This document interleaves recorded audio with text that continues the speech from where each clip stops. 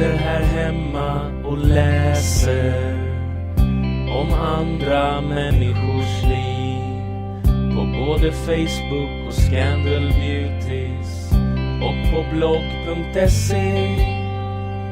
Där kan man se vad andra har ätit till middag, om de skaffat pojk eller flickvän eller gått en promenad. Men vem fan bryr sig? Vem bryr sig om det där? Ja, vem fan bryr sig? Jag bryr mig inte, bryr mig inte. Någon har köpt en varmkorv i Amsterdam. Någon har fotat en kycklingsallad och lagt upp på Instagram. Men vem fan bryr sig?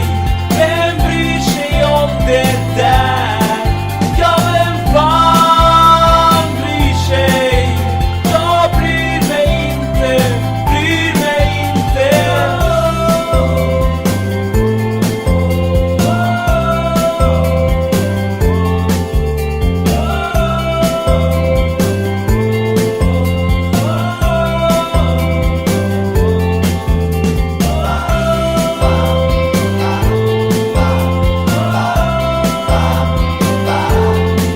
Bla bla bla bla bla bla bla bla bla bla bla bla bla bla bla bla bla. Jag skiter i din klänning från Gina Tricot.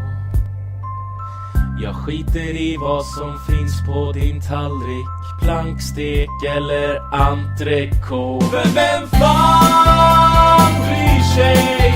Vem bryr sig om det där? Ja, vem fan bryr sig? Jag bryr mig inte, bryr mig inte. Nej, jag bryr mig inte. Jag bryr mig inte. Nej, jag bryr mig inte om. För vem fan